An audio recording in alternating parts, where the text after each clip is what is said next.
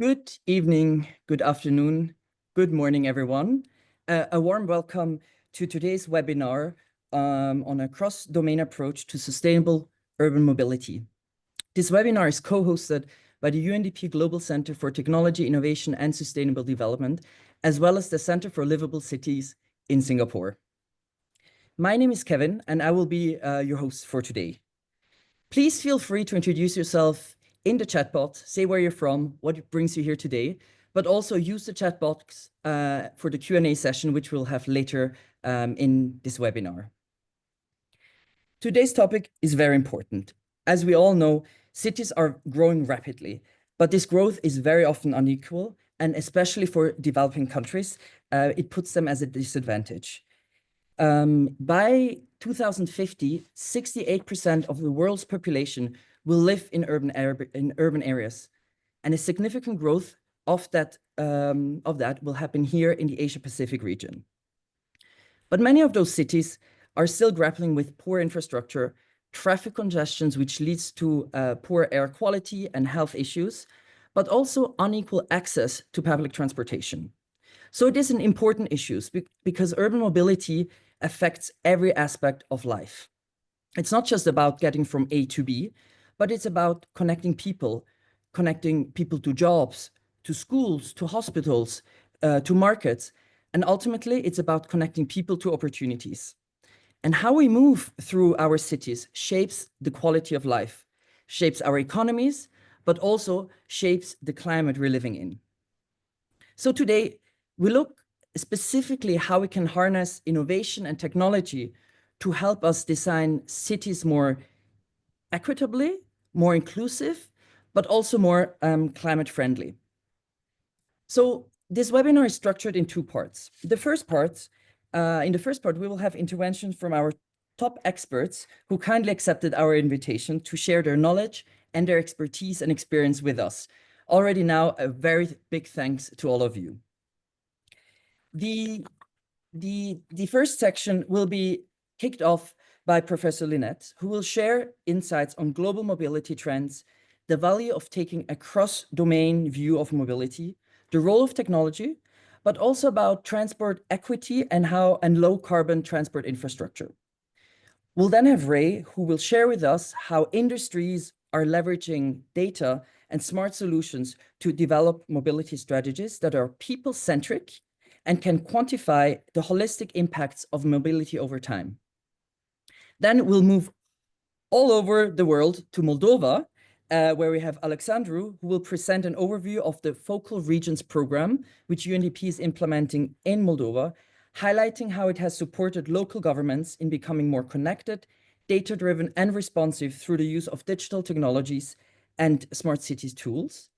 And we have Ina, who will share practical insights from Ungheni Municipality, the experience they have in advancing sustainable mobility, including the benefits, the challenges, and also some key lessons learned from implementing digital and smart solutions. This will be followed by a panel discussion.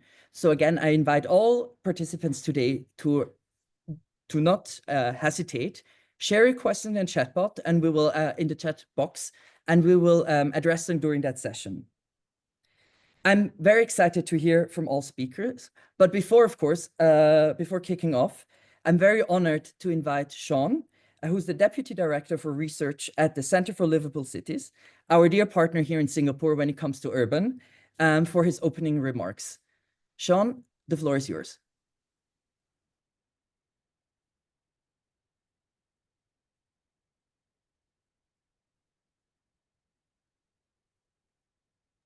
Hi, sorry, can everybody hear me? Thank you. Thanks, Kevin, for that introduction. I'm Sean, from the Center for Livable Cities. Welcome everybody to today's webinar. CLC is a division under Singapore's National Development Ministry, and at CLC we work to advance knowledge and build capacity for more livable, sustainable, and future-ready cities through research, training, and international partnerships. So it is in this very spirit that we are very happy to co-host this webinar series with UNDP. For context, CLC and UNDP signed an MOU in December last year, under which both parties agreed to explore and leverage on urban technologies to address sustainable urban development challenges around the world. This will be done through co-organizing knowledge sharing, events, and programs. So this UNDP CLC webinar series is one such collaboration outcome, which serves as a means to bridge the gap between urban research, policy intervention, and practical solutions for cities. The first session today will examine sustainable mobility through a cross-domain lens, while the second session later this year will focus on health and wellness in the city. Today's webinar, titled A Cross-Domain Approach to Sustainable Mobility, reflects the growing recognition that mobility, as with many other urban systems, cannot be seen as a separate domain, and neither should it be reduced to just a transport issue. Given that cities are complex systems, mobility is deeply intertwined with climate outcomes, issues of social inclusion, access to economic opportunity, and even affects government trust of the citizens in their governments. This is arguably even more pronounced in developing cities, where there is rapid urbanization, but also limited resources. And finding integrated, scalable mobility solutions will become more urgent than ever. Furthermore, urban transportation accounts for a significant share in global carbon emissions. Yet, in the discourse of urban decarbonization or resilience, we tend to understate the role of transformative mobility strategies as a needle mover. This is where adopting a cross-domain approach can help, as it encourages policymakers and practitioners to consider even more holistic transport planning approaches with land use, environmental policy, digital innovation, social equity frameworks, and even governance reform. The benefits of sustainable mobility extends far beyond reducing emissions. Using CLC's livability framework as a lens to evaluate mobility and its relation to livability, we can see that sustainable mobility embodies a multitude of cross-domain benefits across livability outcomes. And these include greater social cohesion, creating more vibrant urban centers, fostering climate change resilience, and more. Our goal is therefore to raise awareness in the realm of policymaking and citizen engagement by providing a framework that includes measures of or proxies to these multifaceted benefits. For policymakers, this means evaluating sustainable mobility policies and initiatives across various environmental or societal outcomes, and to engender greater cross-sector collaborations. For instance, policymakers can collaborate closely with developers to design more inclusive, more future-proof urban mobility spaces and infrastructure that are more aligned to the city's sustainable goals. For commuters, acquiring a better understanding of these core benefits can bring about more informed transport choices and calibrated demands within the mobility system. When applied well, the cross-domain approach can help cities move ahead from fragmented and reactive solutions towards more integrated future-ready strategies. It also allows for innovation, not just in technology, but also in how stakeholders can collaborate, how decisions are made, and how benefits are distributed. On this front, just to share, CLC has an ongoing research collaboration with our knowledge partner, Schmidt, in Barcelona. That includes the development of a multi-criteria analysis framework for sustainable mobility. We hope to launch this together with our research findings later this year. The framework aims to guide the pre- and post-implementation evaluation of mobility interventions, but not just through costs or efficiency, but their wider social, health, and environmental impacts. For example, when cities combine real-time data tools with participatory planning, they can design mobility systems that are both efficient and equitable. When clean transport solutions are backed by land use integration and social policies, they don't just reduce emissions, they improve health, accessibility, and quality of life. So these are the kinds of cross-domain, multi-sector wins that we hope to uncover and learn more from experts and other cities in today's session. We believe that measuring what matters and communicating impacts can help shift both policy making and commuting behavior in the long run. Today, we are joined by an exciting lineup of speakers from various sectors who can share real-world practice, lessons, and solutions that cities can apply in their own context. We look forward to a very energizing and insightful session, and I think the ideas exchanged today will spark fresh thinking for the future.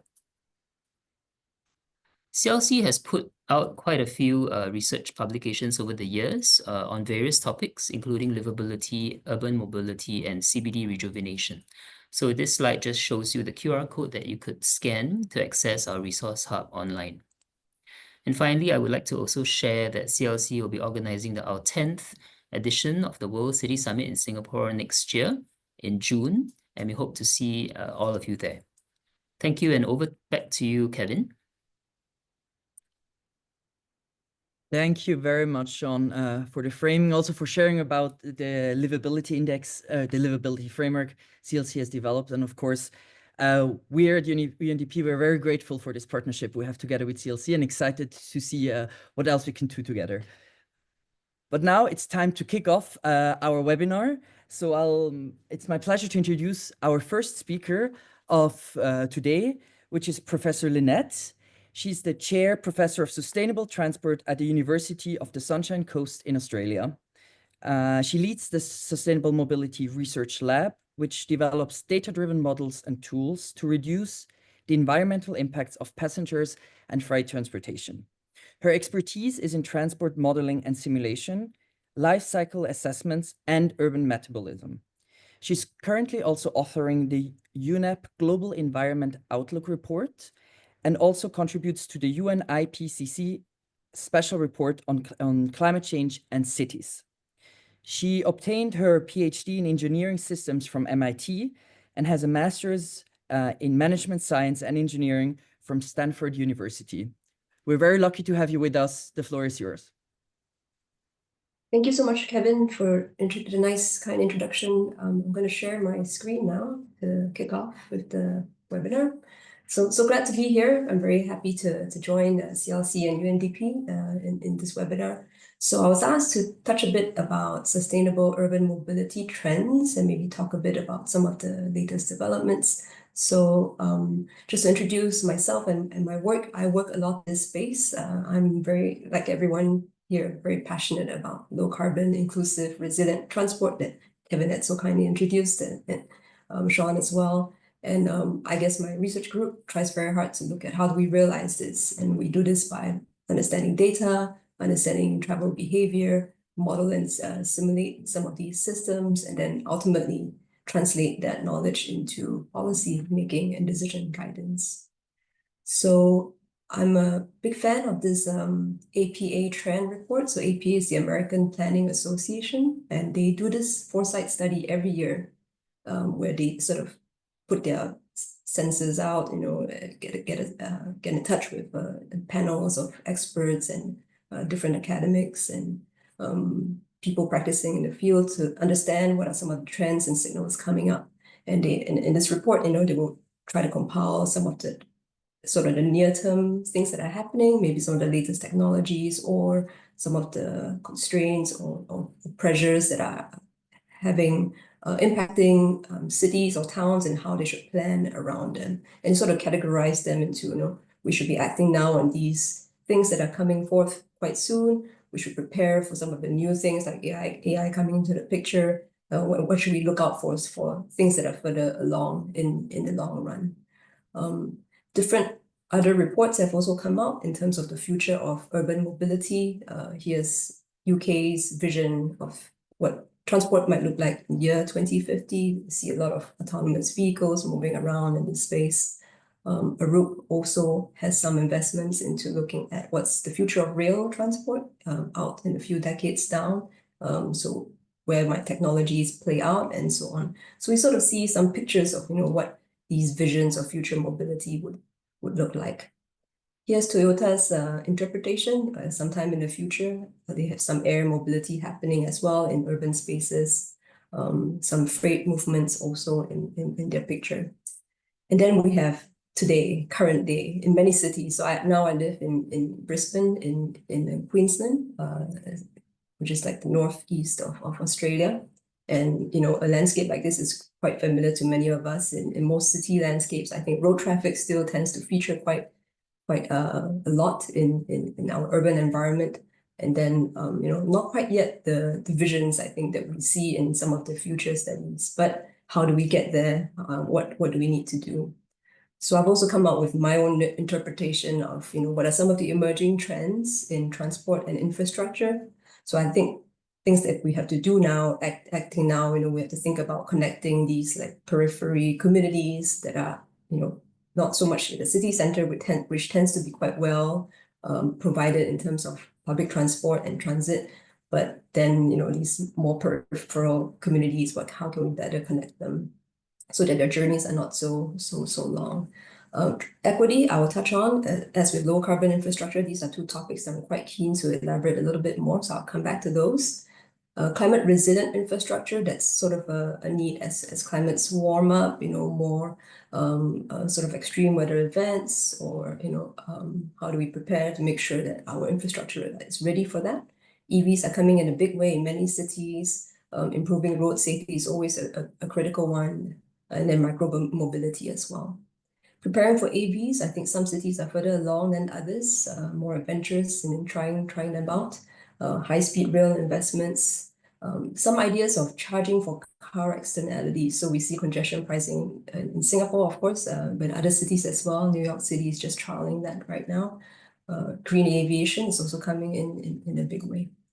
And other things like watch and learn, like depopulation, which is the trend of some cities where, you know, other big cities tend to attract population, and population is growing, but some smaller cities actually face depopulation where many of the young people move on, you know, for new opportunities elsewhere. And then how do we then change the infrastructure accordingly to cater to that?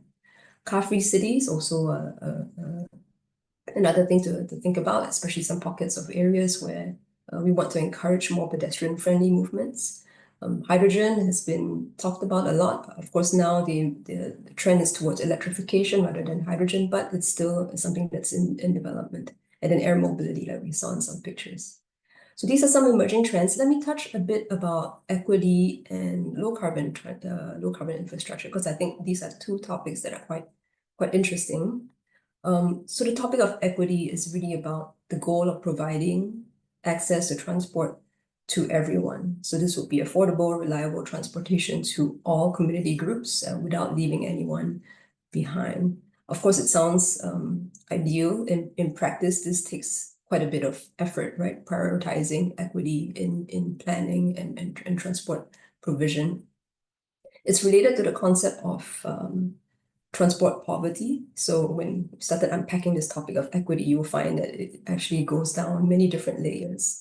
So the concept of transport poverty is really identifying these groups. It could be individuals or households who are unable or find it difficult to meet the cost of transport, which could be private or public transport, or they lack access to transport options. Again, it could be private or public transport, or they lack access to key services and activities. I think Kevin spoke about, you know, access to schools, healthcare, work opportunities, and so on. So the key thing about poverty is addressing affordability, and then addressing the availability of transport options and addressing accessibility. And there are different ways to sort of monitor this, right? So when we try to distill, you know, what are some of these key barriers to assessing transport, these could be physical barriers, economic barriers, or other barriers. You could split them up into different modes. You know, it could be the micro mobility modes, public transport, or private car travel. And these could be things like, you know, unable to access a vehicle, unable to access a bicycle if you wanted to try cycling, or just the sheer distances and the barriers. It could be infrastructure that's not ready or not conducive for the use of some of these service options, or it could be digital barriers. You know, if I don't have access to a mobile plan or a mobile phone, I can't easily look up some of these schedules that's available live and online and so on. So many different barriers, I think, depending on the objective and what we're trying to overcome, then we try to address them accordingly. Different ways to measure transport access. So in UK, Transport for London has used this public transport accessibility levels, PTAL. It's like an index or a score ranging from 0 to 6. If it's 0, it's very poor access. 6 would mean very excellent access. So we can do that for any neighborhood. So here's just an example of Sunshine Coast, which is about 2 hours north of the city of Brisbane. And we find that many of the suburbs in Sunshine Coast actually score not so well in terms of public transport availability. Only a few spots would have a decent PTAL score of 4 or more. You could also measure access to services. So here we try to portray travel times to the nearest hospital and school. So on the left is travel time by car, where the blue would indicate maybe an hour or less of travel. And then the darker brown or red colors would mean travel times of maybe 60 minutes, an hour or more. And then we'll profile on the left-hand side is actually car travel, and then on the right-hand side is public transport. And then at the top half, we're trying to show access to the nearest hospital. And the bottom half is access to the nearest school. So you see that with car travel, of course, you tend to be able to reach these places quite easily. But if public transport provision is not so well planned, then it could take commuters an hour or even more to get to the nearest hospital or school, which can be quite daunting. So again, this is a particular neighborhood, but you could use the same methodology using the transit data feeds to compile the same information. So the process of sort of looking at equity would involve, scoping out what's the challenge, profiling the communities that are affected that you're interested in, identifying the impacts, analyzing, and then, taking the actions. And all along these stages, I think engaging the community in particular would be key, to make sure that all inputs are considered. I mean, ultimately, we're designing these services to make sure that all communities are well connected. The other topic I wanted to talk about, I hope I'm doing okay on time, Kevin. Please let me know if I'm late. Low carbon transport infrastructure. So we think of cities as resource sinks. We import a lot of materials, not only for the stuff that we use, but a lot of the material goes into the buildings and roads and tunnels and all that's part of our built environment, right? In particular, for the transport sector, I would say it's a dominant material using sector. In Australia, it's responsible for more than a quarter of the material footprint of the country. So again, that's going into all the physical infrastructure that we see around us, a lot of steel, a lot of concrete, cement. So in considering low carbon infrastructure, low carbon transport is not only about the vehicles that move around, but also the infrastructure, the roads that we are using. We have to think of the whole life cycle impacts from construction phase to using the asset to end of life and what happens to it. The key thing about transport infrastructure is that they're very long lifetimes. They are sort of like generational assets, right? We built them; they are used by generations after us. So it's not just the building, but also the maintenance over time. How do we keep it all? So understanding this whole life carbon would be critical. Just to understand this space, to give you a quick preview, these are the key ones that matter the most in terms of the life cycle impacts of transport assets. So these would be the raw material choices that we choose to build our roads and all that on, or the user activities, meaning the use of the roads that enable the travel. So emphasizing these would be key. Of course, there's a lot of circular design principles that can come into infrastructure development and design. So often we think about the first step is to avoid this waste generation at the end to begin with, if possible. How can we, minimize the materials used in building these assets? How can we use alternative materials to take the place of very carbon intensive concrete or cement manufacturing. We can leverage digital infrastructure or information about these assets to make sure that they're well maintained over time, also to understand the supply chain behind them. And then ultimately, when it does reach its end of life, how can we recover and recycle the materials as best we can? And all this requires all the pre-planning and early thinking at the design phase of the assets. So it begins very much early on. So just to quickly wrap up here, then the key takeaways, I think, from my intervention today, hope to give you some food for thought, is one on transport equity. How can we think about equity in the planning and development of transportation so that no groups are left behind? And then low carbon infrastructure, understanding that transport assets have really long lifetimes. How can we reduce carbon from infrastructure, even from the design stage, in order to minimize material use and waste generation? If you enjoyed these topics, I also want to pitch another event. Sean shared one that this one is happening this year in July in Singapore. So it's an industrial ecology conference, and that's the field that looks at life cycle assessments, circular economy, like we spoke about, sustainable built environment, and mobility and transport. So it's happening in Singapore, and I welcome all of you to consider coming along. Great. Thank you so much for listening. I look forward to your questions. Thank you very much, Lynette, for this great presentation. I mean, I really like the concept you presented of the transport equity, but also, the introduction of the concept of transport poverty, not something which is very commonly used, but I think it's very relevant. And also when talking about this access barrier, because usually we always think about physical access when it comes to transportation, but it's true, there's also a lot of economic access and other dynamics. So thanks for that. I'm just gonna go to our second speaker, which has a more industry, private sector point of view. A very warm welcome to Ray.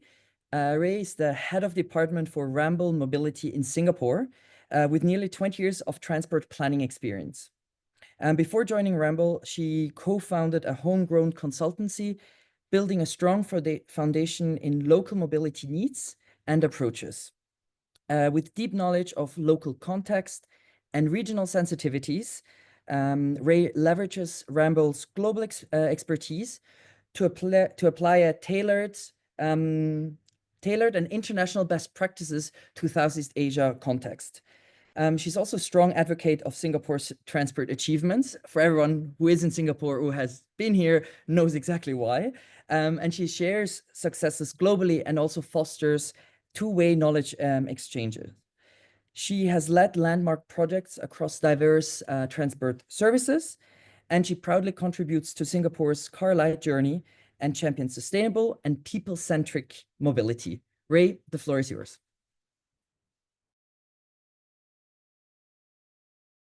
Yeah, thank you.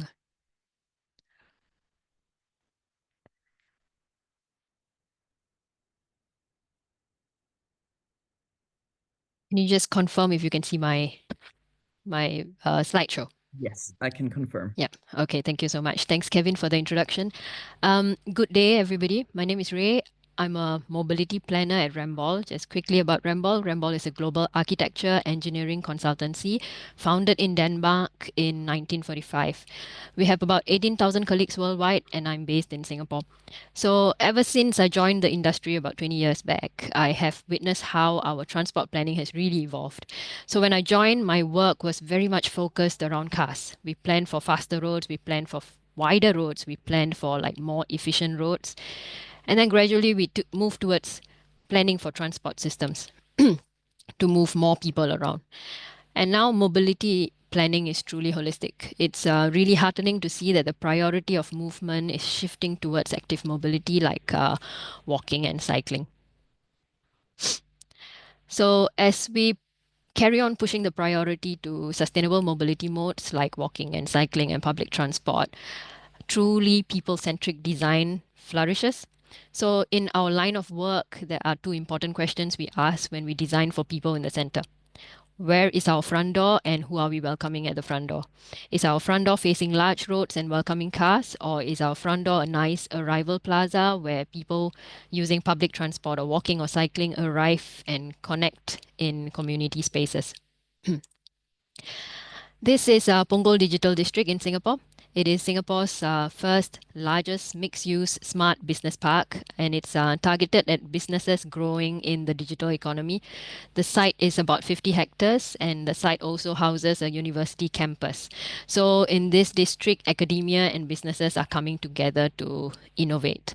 In mobility terms, Punggol Digital District is an excellent transit-oriented development, or TOD in short. The front door of the site is a welcoming arrival plaza from the MRT or train station. The arrival plaza is naturally ventilated. It's a central location for movements between the sectors in the business park, and it also has many shops to create the buzz and activity. Other than the MRT station, there's also a public bus interchange, connections for cycling and walking, and smart logistics, and all of these are seamlessly connected. The central boulevard has an iconic red bridge, yes, but also a lot of landscape. When you walk along the central boulevard, you feel like you are at grade, but you won't realize that there is a large road underneath. The car park accesses are also placed at the building edges, so you don't interact with the vehicles and you're not constantly looking out to cross roads. So Singapore has a car light ambition, and this development serves as a benchmark. These are some of the successes of the district since its first phase opening last year. Various businesses are committing to the tenancy. Many tech-related programs and activities have been hosted at the site. Many international delegations have visited the site for study tours. And one interesting outcome of this district is that of local tourism. On the weekend, you can see many families. They are enjoying the spaces. They are taking pictures with the landscape, and the children are like playing in the open spaces. So when we create people-centric design, the movement of people needs to be studied in detail. So it's important to find a balance between efficient movement of people and the overall experience for people. We need to ensure that the connections are seamless while it's comfortable. So a tool that we commonly use in our industry to plan spaces is the people movement simulation tool. Such tools really offer confidence in design for better user experience.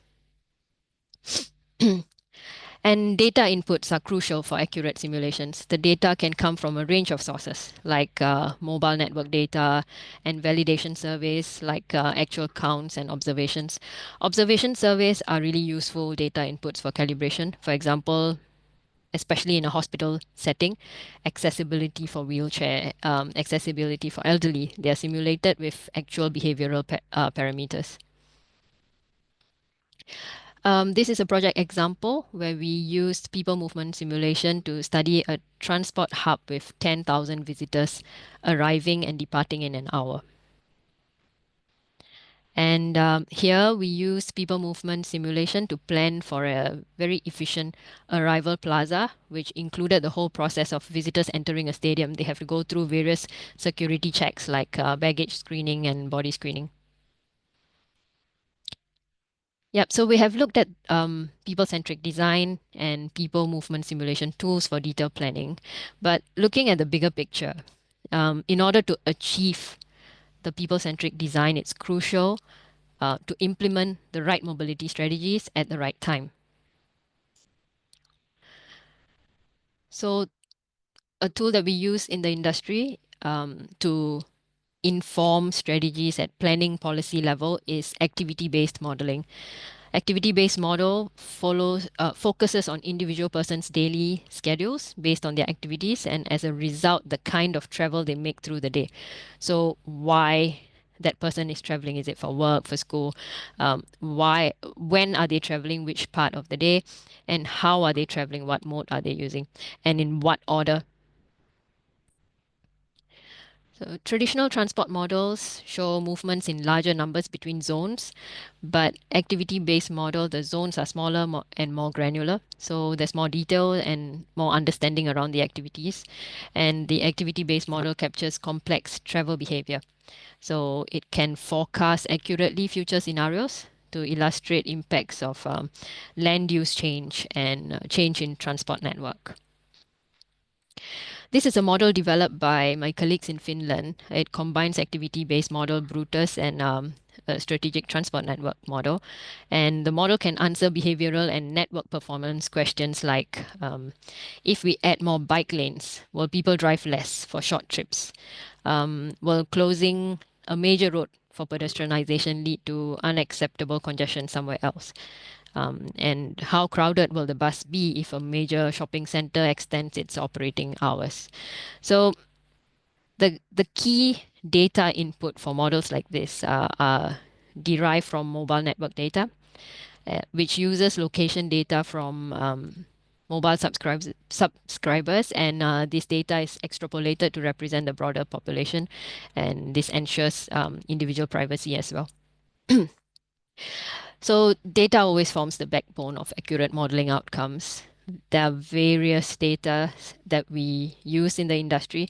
We tend to use a combination of data depending on the availability or the relevancy. So in this example, we were able to find out that there was unnecessary traffic recirculating within a city center. So by modeling accurately, it was possible to identify actions to reroute traffic and free up some central streets for pedestrianization and sustainable modes of travel.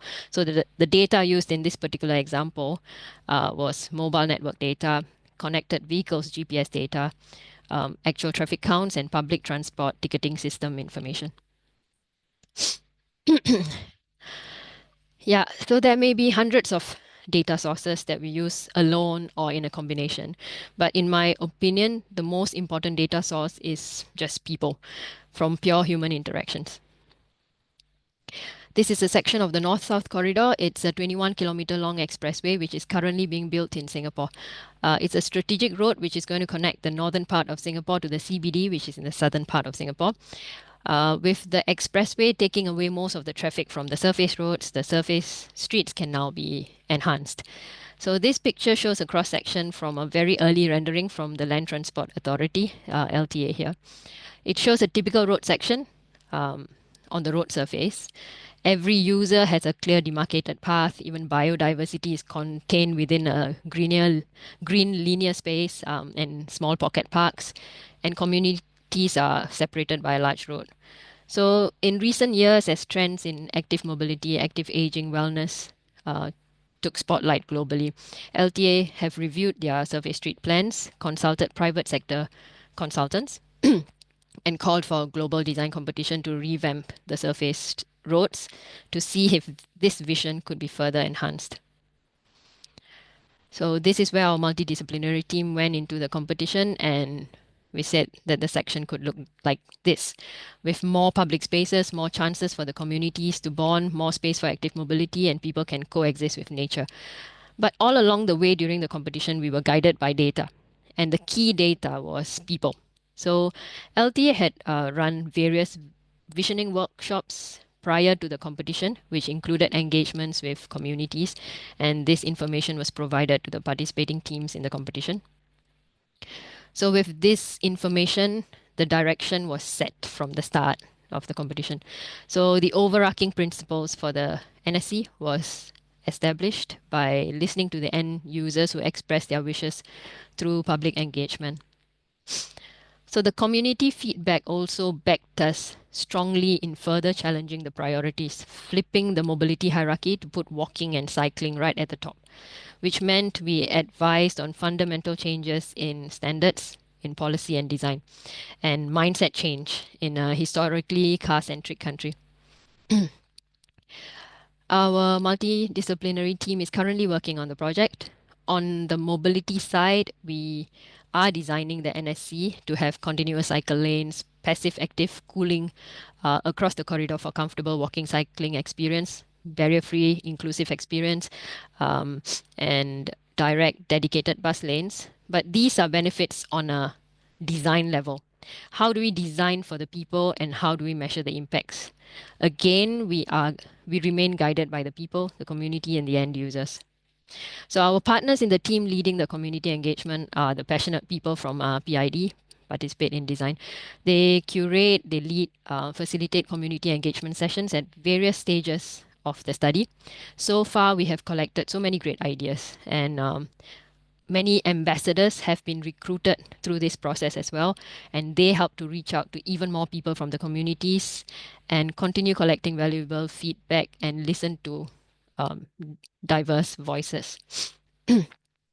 There have also been like cycling and walking tours to get feedback from actual ground conditions, and the participants walk or cycle and navigate the spaces and discuss pain points and give ideas to what they would like to see in these spaces in future. So at various parts of the tours, the participants like provide their reflections. So from a mobility perspective, some points that we have taken back from these sessions are that road noise need to reduce, cars need to slow down for safety, and cycling, walking needs to be safe and comfortable. Other stakeholder engagements include understanding the businesses that operate around the NSC. This involves like formal, informal interviews, asking questions for documentation and for future monitoring. Finally, observations of people. There may be groups of people we may miss out in the engagement sessions like the workshops and interviews, which is why observation and documentation of the observation is also a key data source. In these pictures, we see many elderly. They are using the public spaces in different ways, documenting the locations where they gather, the activities that they are engaged in, the duration they stay in the spaces, and the time of the day. These reports really help with monitoring the impacts of the future interventions. For example, just providing seats with a backrest or providing more shade can encourage some of these residents to hang out longer, providing a space for this elderly gentleman to do his tinkering comfortably could help him as well.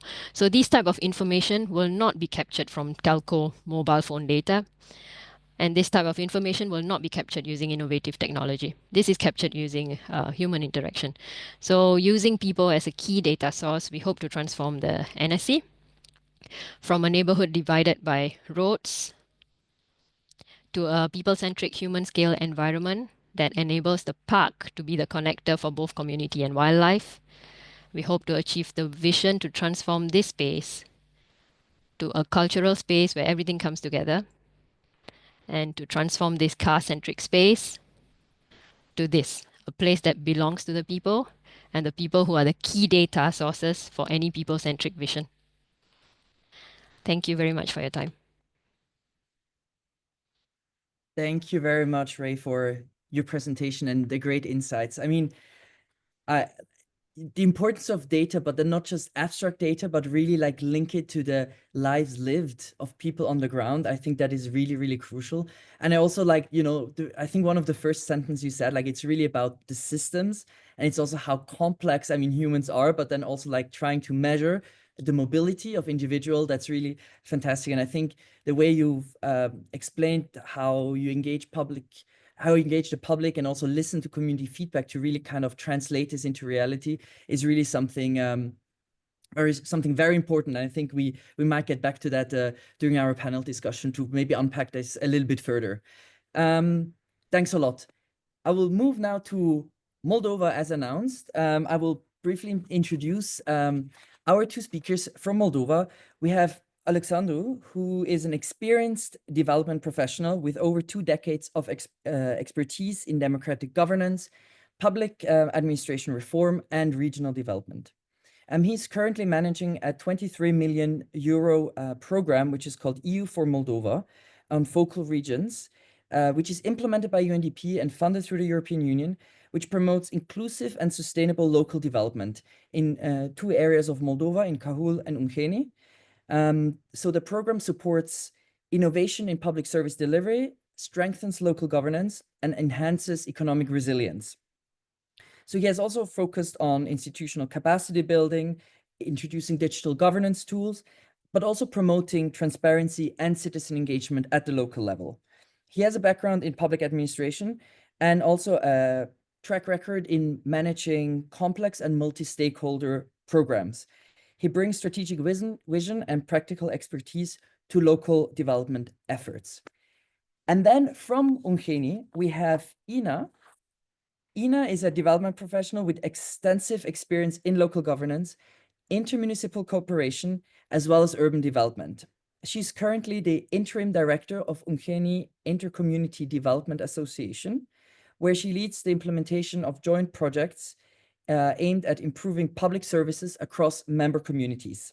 She previously worked at Ungheni City Hall, where she was a specialist in investment attraction and project management, and she contributed to strategic planning and the rollout of sustainable urban initiatives. Previously, she also worked at the Resource Center for Local and Regional Sustainable Development, where she supported European integration efforts and especially fostering cross-border partnership. She has a master's degree in international relations and is passionate about collaborative and community-driven development.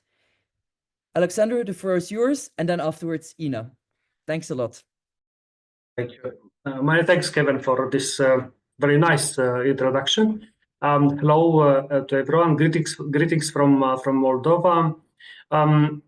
You already said that our program is one of the largest UNDP implemented program here in Moldova, with generous support from the European Union.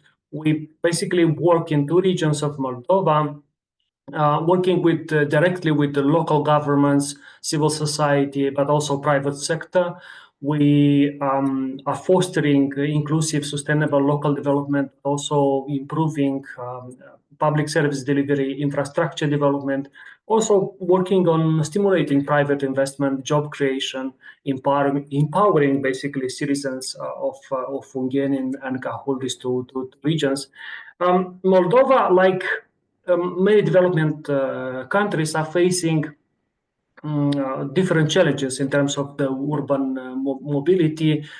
For example, governance gaps, economic disparities, infrastructure, legacy system. That is why our program, the EU for Moldova Focal Regions program, precisely work within these sectors, basically helping local governments to become more resilient, inclusive, future-oriented, and the smart mobility has become one of our key activity. Let me just brief you our approach, how we started. Basically, we started from the vision, from the strategic planning, in collaboration with municipalities, which are not very. The municipalities are not very large. We're talking about around 30,000 inhabitants each of the municipality. We started development of the so-called smart city concept and the roadmap. Basically, working over sustainable development goals with digital innovation and inclusive governance. Following that, both municipalities, Ungheni and Cahul, have sustainable urban mobility plans, strategic documents that are guiding future investments and decisions in transport accessibility and green mobility. And the roadmaps basically explain or set the priorities for building infrastructure, improving services, and engaging stakeholders while applying technologies, of course. We also, as a program, invested a lot in modernizing the IT infrastructure of the cities, which were obsolete. And then this infrastructure became, IT infrastructure became, we call it a digital backbone for the other smart investments. Another very good example, the program also supported development of so-called smart city platform, a modular platform that integrates data from multiple sectors and enable, we call it real-time decision-making in system of operability. For example, in Ungheni, and my colleague Ina will tell you more about this, in Ungheni, the smart city platform has 5 models: smart metering, video monitoring, street lighting, public transportation, and citizen engagement model.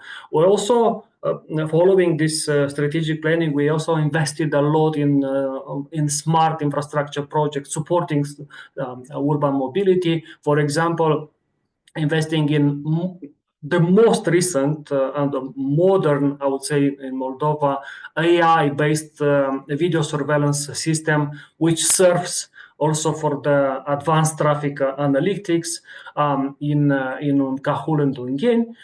We invested a lot in smart street lighting, improving visibility, energy efficiency, also user experience. We invested a lot in digital metering, which helps public utilities from Ungheni to monitor water and sewage solutions.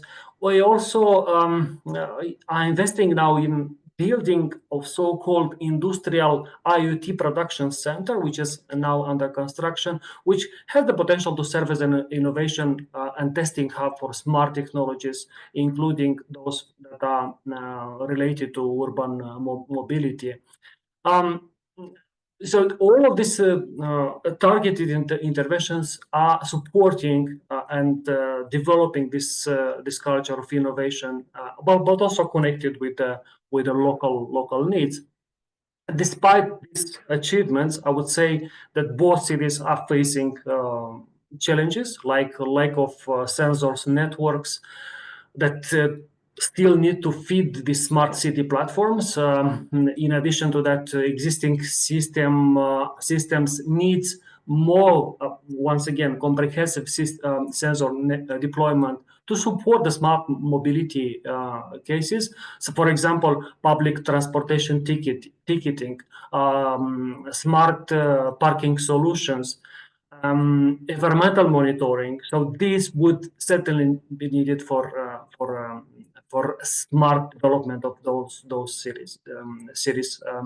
In conclusion, I would like to just to say that combination of the strategic planning, smart infrastructure projects, digital capacity building, as for Ungheni and Cahul, are setting the stage for smarter, safer, and more sustainable urban mobility ecosystem. And certainly, Ungheni and Cahul could share this practical experience from the early stage to whoever is interested to learn from it. I will stop here, and I would kindly ask my colleague Ina to provide you more details about the interventions in specifically in Ungheni city. Thank you. Thank you, Alexandru. Thank you for inviting us to participate at this event and to share our good practices and our insights on sustainable urban mobility. I'll share my presentation. Okay. Can you see my screen? Yes, we can. Yes. Okay. So, first of all, I would like to make a short description of our city, Ungheni city. The city is one of the most important in our country, being one of the 6 economic growth pole cities. The city surface is over 1,600 hectares. The populations reach to about 25,000 of inhabitants. The city's budget in this year were approximately $10,600,000 and US. And what is important to say, our city is located on the border of European Union. If you can see on the screen the city's brand and the city's slogan, Ungheni, where we connect, which were developed within the project mentioned by Alexandru, a project financed by European Union and the support of UNDP. I will say that this slogan is a suggestive one. Why? Because Ungheni city represents a connection point with the other cities from the country and also with the connection point of the Moldova with the European Union. Moving directly to the topic we addressed today, we have identified at the local governmental level the main urban mobility challenges, which are the following: the growing number of cars. And I think this phenomenon is common not only for Ungheni, but also for the cities over the world. But the causes that led to this phenomenon we have identified is the increasing in well-being of the citizens. Another is the lack of an alternative transport, and also the heavy traffic from the neighboring rural localities.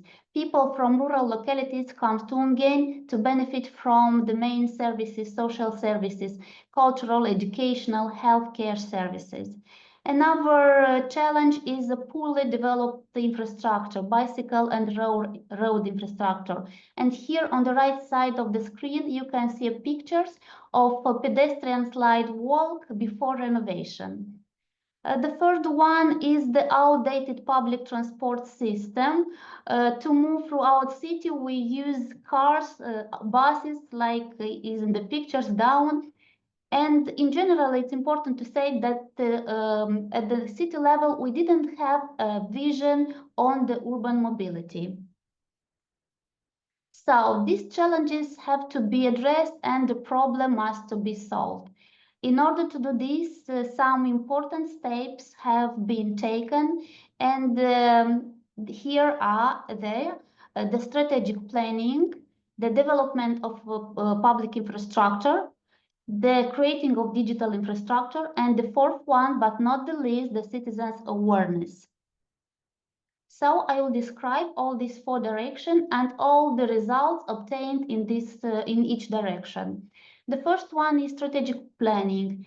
The local government understood that to solve the citizens' problems, we need to understand the situation we have. We need to analyze the trends in mobility at the local level and the regional level, taking also in account the climate changes and the digital transformation we have now.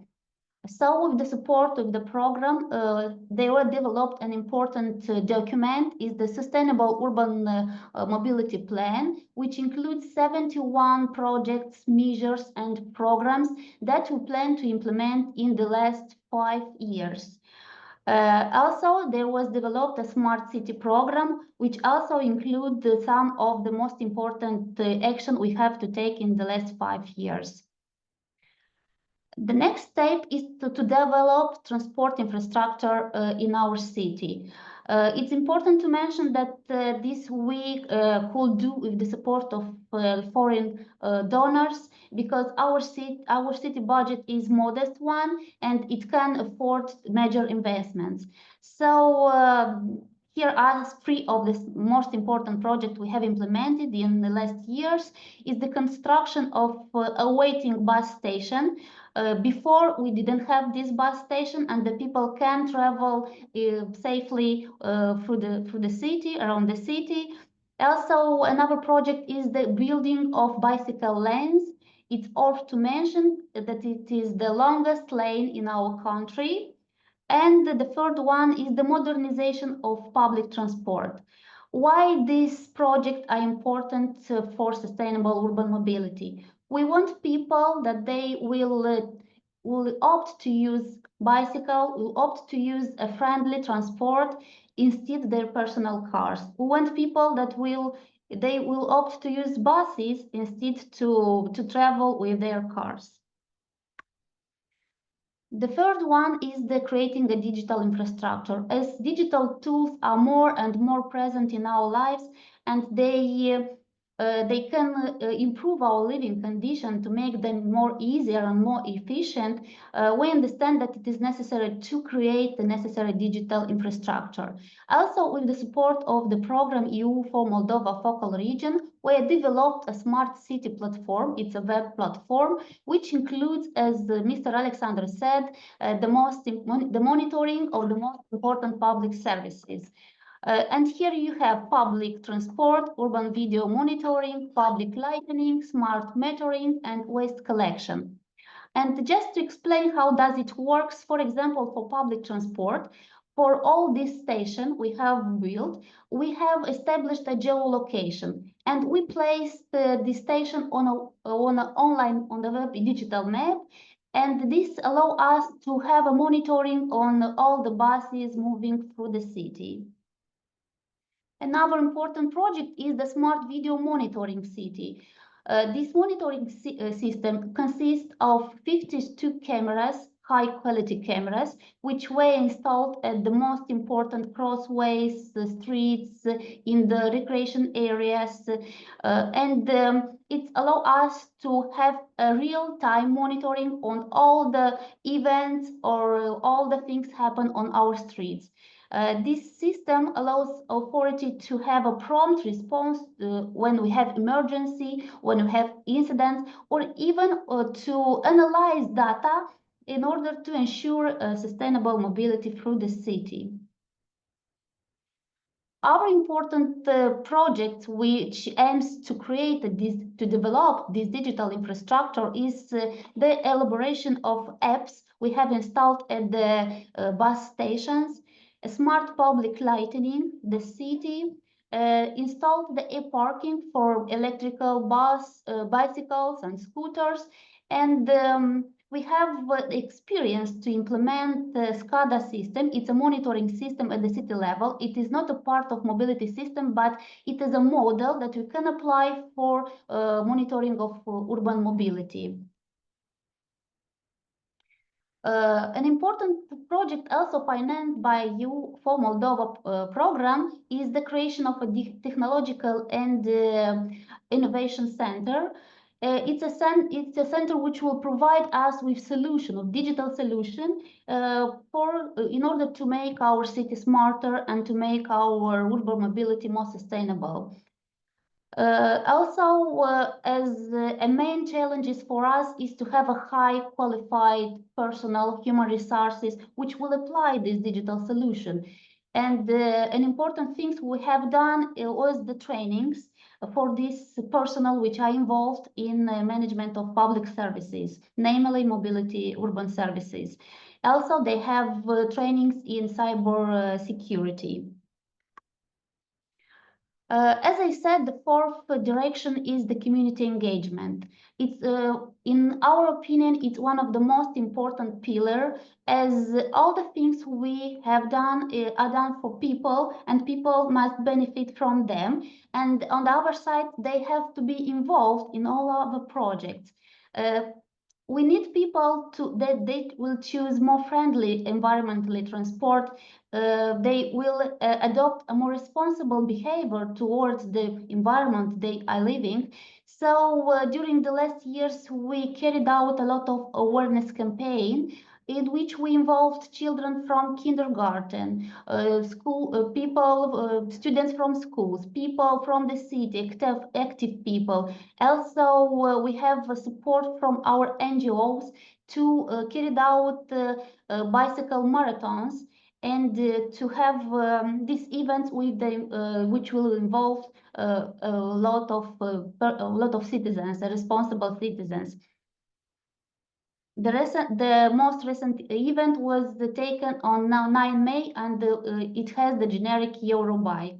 The aim of this event was to encourage citizens to choose bicycle instead of their personal cars.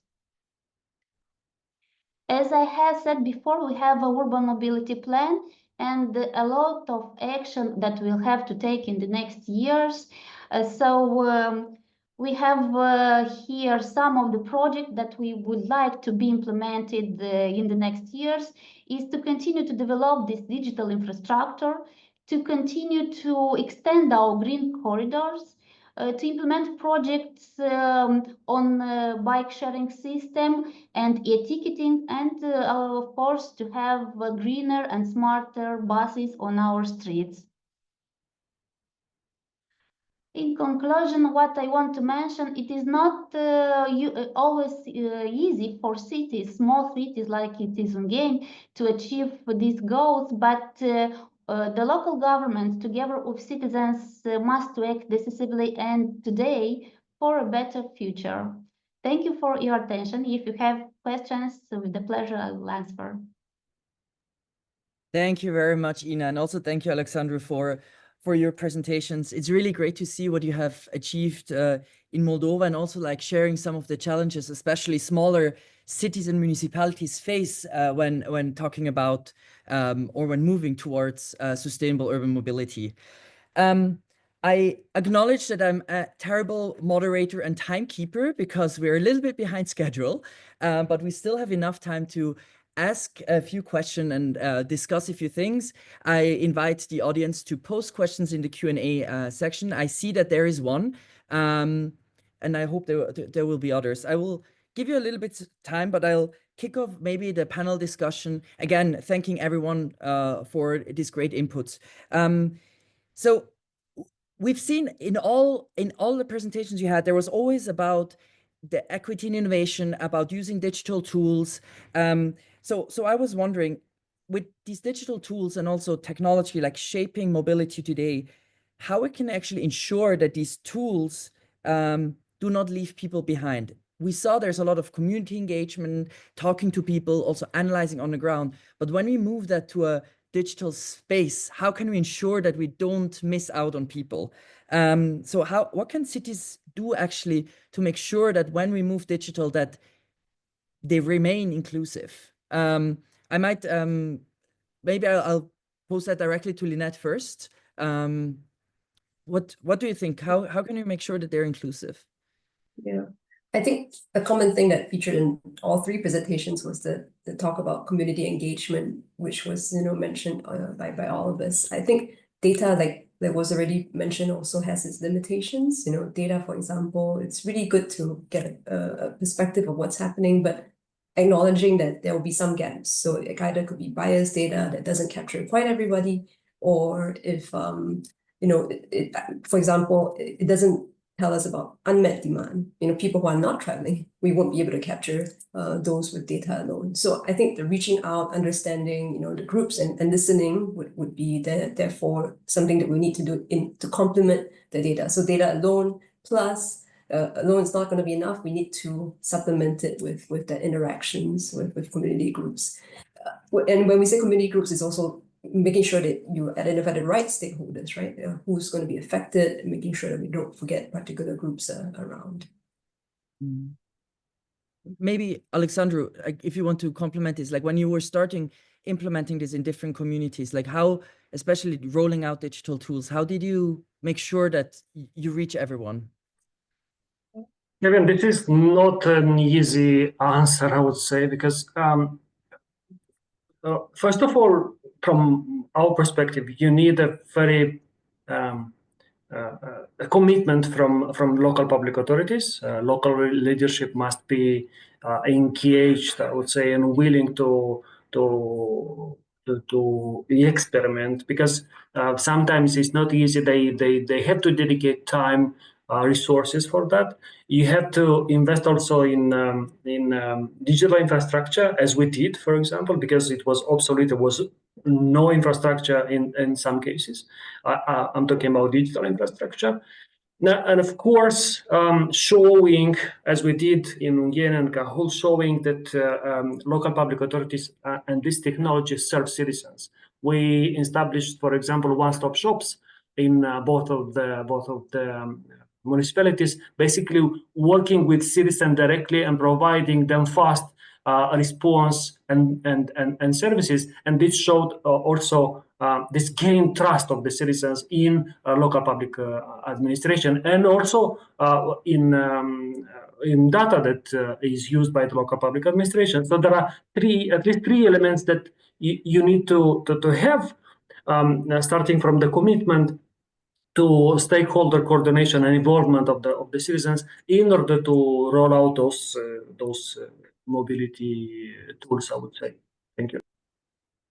Maybe just to follow up with Ina on this, to maybe go a little bit deeper, like what was one of the major challenges you had? Was it really make sure that everyone has access to those digital tools? Or like, how did you make sure, what were the main challenges you were facing when you were rolling out this smart city project? Yes, of course. As I said before, this smart city platform is accessible for all the citizens. All the citizens can access the information on this platform and can be informed about this. For us, it's important to make accessible these services, digital services, to all the people.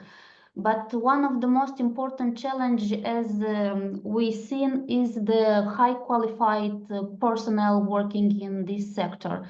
As Moldova faces with a phenomenon like is migration, young people choose to study, to work abroad the country, and so we have to find suitable personnel to work within this sector and to contribute to develop this sector. No, I mean, I think you bring up an important point also, like the capacity to then also like analyze and gather the data and really make sure, you know, it's done in a way that it actually can help us to improve the cities. I mean, Ray, you mentioned during your presentation the importance of people over and over, and you know that people equals data. And so I was wondering, when you mentioned a lot about how you use the data to actually design and plan, but I was also wondering, like afterwards, how do you measure afterwards success or the impact of those initiatives? Because it's, when you ask what people want, there's a long list of what people want, but then afterwards, actually, how concretely can you improve mobility, or it has improved mobility? Yeah, I think having a framework is important. So you rightfully pointed out, you can collect a lot of data, a lot of views, but what do we want to monitor? I think coming up with the framework so that the same kind of questions can be asked in the in the next few years, and how many years is that? So having a structure around it. So documentation is important. So you, whatever form is it, whether it's dashboard, Excel, folder structure, whatever it is, right? But I think it's more important to make sure we know what kind of successes we want to monitor. So we start like asking questions like what does success look like, and so that we remember to include these things in current engagement sessions and future engagement sessions. So say, for example, when we conduct interviews with business owners, the usual questions that we ask to monitor their success is around commercial elements, right? So we ask them, what's your revenue intake, and how has it improved over the years? So that just directly shows there's more footfall around their business. But why not ask questions like, how many of your customers now do you know on a first name basis, right? So it's more of like a measure of the qualitative success, something you can't put a number on. But that question is already defined now, that we could monitor it in future. And also mapping of the observation surveys. We can now already take note of the type of users that are using the space and how long they are dwelling in it, so that in future, when we monitor the same spaces, we look out for the demographics. Like, are we having more diverse groups using these spaces now? Are they dwelling for a longer time? So I think it's this framework around what do we want to monitor, and then have it in a proper record and follow it through for the next few years. No, thanks. I think that's really also this having a framework then to compare, but also I love the idea of, you know, the qualitative data to really see what is the personal experience people have when moving in a city differently. Just staying on this topic of measuring and also like indices, there's one question in the chat box, which in the Q&A section, which is, what will be your top key measures and indices to measure congestion and equitability, and also like sources on what inputs and measures could be used? Maybe, I don't know, maybe Ray, you want to touch a little bit upon this, and then maybe Lynette to complement. So really about, I think you can also, yeah. Yeah. Again, these measures have to work in a system, right? So the usual things that we always look out for is how much throughput can we get through in a system in terms of the number of people that we are moving. But we can look at it in terms of, if I look at a measure, it's the number of people that we are moving with the least footprint. So they're not moving in so many cars, but moving in bicycles or moving in a train. That would be something that I'll look out for. And then indices to measure congestion and equitability. I think on the equitability side, we need to also look at the different types of the stakeholders. So the same type of question may not be relevant to someone on a wheelchair, or someone who is 5 years old or something like that. So it needs to be curated around their experience as well. So yeah, I'll need to put a bit more thought into it, but I'm not able to define a measure now, but this is my thought process around how I would measure it. Yeah. No, I mean, it is a tricky question, and sorry for putting you on the spot. Lynette had a little bit more time to think about it, so over to you. No, I agree with Ray. I think the conventional congestion measures like travel time, queuing time and so on come into play. But it really depends on what we're trying to manage, right? You measure what you're trying to manage ultimately. Equity is a more nuanced one. Earlier I mentioned affordability, access to transport, access to key and essential services. So you could measure each one differently, depending on whether it's a car-based measure or a public transport-based measure. So again, depending on the policy objective, you would define that accordingly. No, thanks a lot. Also, there's another question which is also linked to congestion, and it's around basically autonomous vehicles and how you can meaningfully actually reduce urban traffic congestion or not. It's a rather long question. I think Lynette, you were reading it because I see that you're typing.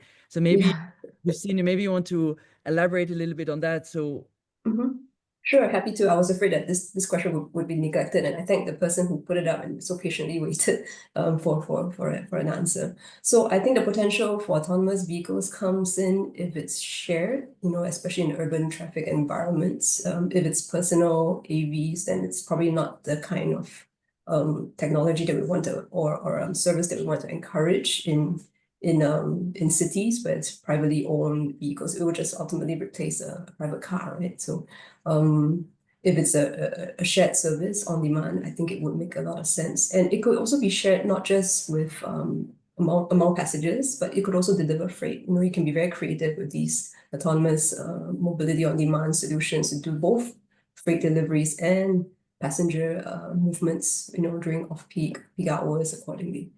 So I think that would really help to reduce urban traffic congestion. The second question was about the potential for hydrogen fuel cell to come into public transport, and not just a public transport, for private as well.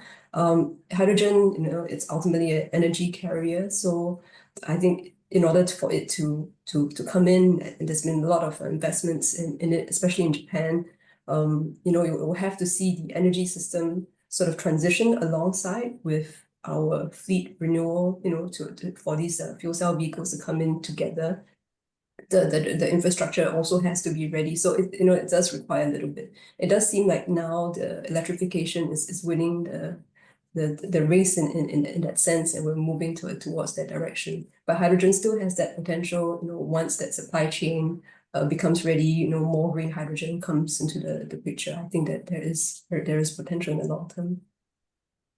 Thanks for the question. Thanks a lot for that one. I was also wondering, when you talk about urban mobility initiatives, sustainable urban mobility initiative, we talked about different conditions which are necessary. What do you think are maybe factors cities or the academia or private sector would need in order to make them really sustainable and successful? Maybe based on your experience, what are the top 3 factors you think are really required to make an initiative successful? Maybe I start with Ray, from a private sector point of view. What did you see? Sorry, the question is how we work with academia, was it? No, so what kind of factors, when you work with stakeholders, what do they need to know, or what do they need to do in order to make sustainable urban mobility initiatives successful? Okay, so with stakeholders, I think it's a big range, not just the end users or the communities. It also includes our clients, the authorities. So everyone collectively plays a part, right? So the collaboration is absolutely crucial. We, from day one, need to just align ourselves around the vision. So once we are all aligned with the same vision, it's easier, and the communication needs to be open. So every step of the way, all collaborators are involved, or if you don't need to get involved, it's crucial that at least that collaborator is informed, and then this helps build the rapport with the whole team, and then it just helps facilitate decision making, and then even healthy debates to help with decision making. So I think that's crucial. Well, I think it's vision and good communication and bringing everyone on board. Maybe Alexandru, from your experience working with regions, in addition to vision, communication, and bringing everyone on board, what do you think are key factors for success? You know, local public authorities will tell you that they need also budgets for this type of interventions, and that is not easy. Ina just presented you that the average budget of Ungheni, which is very small, and talking about that, certainly local authorities needs to have access to, including to private financing or working with private sector towards implementing urban mobility projects. Luckily, Moldova is now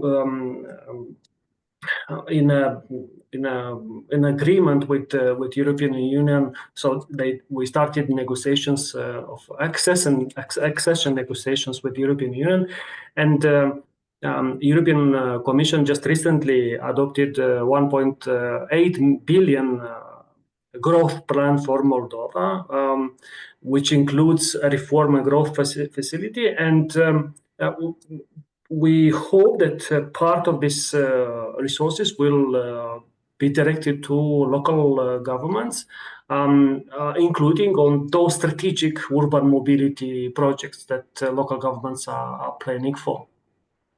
Thank you. Well, thanks a lot. Ina, do you have anything to add to what has been said? I know the money factor is always important for local governments. The manufacturer, especially for small cities and cities from Moldova, like is Ungheni, the manufacturer is the most important. But I seen that this initiative can be successful when we'll have a good collaboration and tight work within the stakeholders. It's local government, it's there are the donors, there are community, and the academic sector. And all these stakeholders can give solution to make our project better, efficient, and more sustainable. Thanks. Lynette, what do you think could be an additional success factor? Yeah, I had the privilege of having a little bit more time to think about it. I think a key part is a common problem that the stakeholders all appreciate. And I think that would really motivate that interest, commitment, the funding, the unlocking the funds, right, to enable some solutioning around it. I think it has to be something like painful that people feel like, we need to make a change here to happen. It could be a goal, it could be a service provision, it could be like net zero ambitions and so on. But I think we all have to have that common purpose and then align. Like Ina mentioned, all stakeholders have to come together, collaborate to find the right solution. Perfect, thanks. Yeah, I realized I gave you again more time to think. So maybe I see we're running almost short of time. So maybe I'll do a final round of questions, but I'm going to start with you, Lynette, this time. So when you look ahead, what do you think is the most important next step cities should take to move closer to a sustainable, inclusive, climate-friendly urban mobility system? And maybe especially in contexts where, as we've heard, like resources, maybe capacities, maybe knowledge is restrained, or maybe there's not even political momentum to do so. Yeah, cities vary a lot, so of course it depends very much on the context. I think for developing and growing cities, the prioritization of transit-oriented development has been a mantra that's been mentioned quite a bit. But to unlock the resources, in order to push some of these initiatives, I think it's what Sean had mentioned at the very beginning about recognizing the co-benefits. These could be health, better health, better air quality, better biodiversity in our communities, bringing out all these arguments for investing in sustainable mobility would really help to move, I think, some of these projects. Ina, what do you think is the most important next steps for cities? The next step for cities like in Ungheni, as we have already a sustainable urban mobility plan, we have outlined our objectives, and we are in the situation to find funds to implement our projects.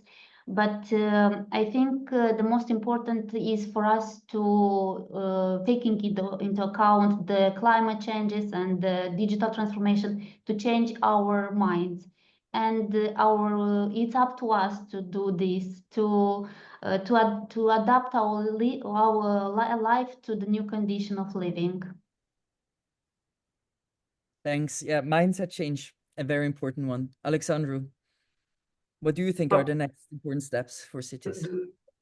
From my perspective, the next steps should look like that local governments would certainly adopt those practices on urban mobility. Urban mobility is not something that will happen in the future. It's happening now, despite or doesn't matter the size or the budgets or the cities we're talking about. So all of us are contributing to this change, and this is the message I want to send. Thanks a lot. Ray? I think coming from the private sector and the industry, I think my answer would could be quite different. And it's like, if you have one thing to invest in a good model which captures travel behavior, or and we can model like the transport network as well, because I think it's important to be able to look at it holistically, because we can have little interventions here and there, but at the end of the day, if they don't follow through and it's not a systems approach, they may not work in the end. So it's good to be informed in a holistic, bigger picture manner. Yeah. Thanks a lot for that. I think it's a very good systems thinking and systems approach in a holistic way, especially when it comes to cross-domain approach and working with multi-stakeholders or multiple stakeholders is very important. With that, I would really thank all of you for your participation today. Of course, to all the speakers for sharing your knowledge with us, your experience, the insights, very diverse insights. I will not wrap up and make a summary of that because it will be impossible. But what we've learned, the importance of people, which came up in the center of our work, data, capacity, frameworks and model, communication, having a vision, a common purpose, knowing where to go, transforming that vision into reality, and really also changing the mindsets of people who do it, but also changing the mindsets of people who are benefiting from this sustainable urban mobility changes in cities. Thanks to everyone who has worked on that webinar today, who supported from CLC and from UNDP side. As Sean mentioned in the beginning, there will be a second one on health and wellness in the upcoming weeks. There will be more. This webinar has been recorded. We'll feature it in approximately 2 weeks on CLC and UNDP website. There will also be a short report about it. And I hope you've learned a lot today. I certainly did. And I'm looking forward to welcoming you all again to our next edition. Thank you very much and have a nice rest of your evening and day. Bye, everyone.